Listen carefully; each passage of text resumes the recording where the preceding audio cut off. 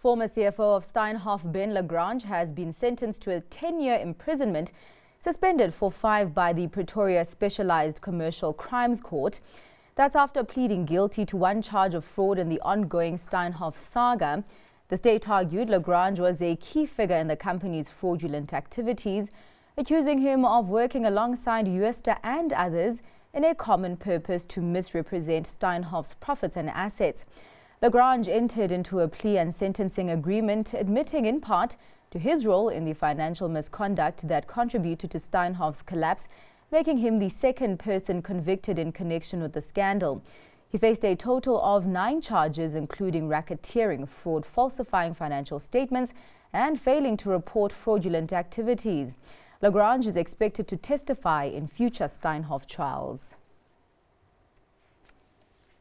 Spar has appointed Moegamat Reeza Isaacs as CFO designate. This will take effect from the 1st of November. He will then be made permanent in the position from the 1st of January. That's as current CFO Mark Godfrey is set to retire at the end of December. Isaacs is a chartered accountant, and his previous experience includes holding the position of finance director of Woolworths. Vukile has inked a deal to dispose of its shares in Lar Espana. Helios RE will buy the holding for 199.9 million euros. That equates to 3.8 billion rand. Vukile says the disposal will allow it to realize a significant return on the Lar Espana investment. It will generate an internal rate of return of about 45% per annum since 2022 in rand terms. The firm has stated that the funds from the transaction will be put towards other opportunities. UK-based retail property firm Hammerson has successfully launched and priced a £400 million bond. It has a maturity of 12 years and a coupon of 5.8%. It will be issued on October the 8th. At its peak, the order book was in excess of £2.6 billion. Proceeds of the new bond will be used to support the company's growth strategy and refinance its other outstanding bonds.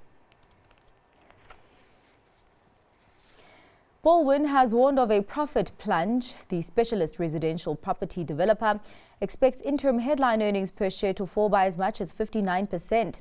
That's as activity in the sector remains under significant pressure due to prolonged high interest rates. The group will open its books on the 28th of October. Further afield, Toyota has hit the brakes on its electric vehicle production in North America.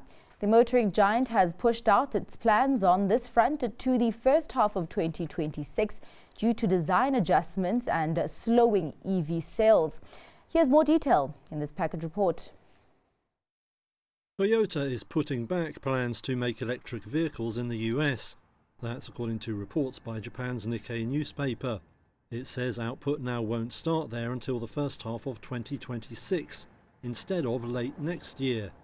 The company spokesman later said that early 2026 was now likely. The Japanese auto giant plans to make electric SUVs at a plant in Kentucky. It has invested some $1.3 billion in the facility to prepare for production. It's all part of moves to introduce 5 to 7 battery electric models in the country over the next 2 years. Reuters sources have previously said that supply disruptions and corporate governance issues were likely to delay the start of production. EV sales have seen a slowdown worldwide, partly due to diverging policies on support for purchases of the zero-emission vehicles. The Nikkei says Toyota has also abandoned plans to make Lexus-branded EVs in North America by 2030. It says the firm will instead ship the premium cars from Japan. And in the retail sector, Tesco, Britain's biggest supermarket group, has lifted its annual profit forecast after market share gains drove a 10% rise in the first half, giving it momentum ahead of the festive trading period. Let's take a look. Tesco lifted its annual profit forecast on Thursday. Britain's biggest supermarket group saw market share gains drive a 10% rise in the first half. CEO Ken Murphy said Tesco's work to improve its value and the quality of its products and service had delivered. He said it led to volume growth ahead of expectations in its first half to late August. He added it gives the company great momentum going into Christmas. Tesco said it expected retail adjusted operating profit of around $3.8 billion for its 2024-25 financial year. That's up from a previous forecast and an improvement on last year.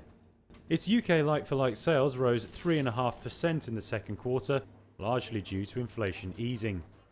Tesco also benefited from its strategy of matching the prices of discounter Aldi on nearly 800 items. The popularity of its Club Card loyalty scheme, which allows lower prices for members, also helped.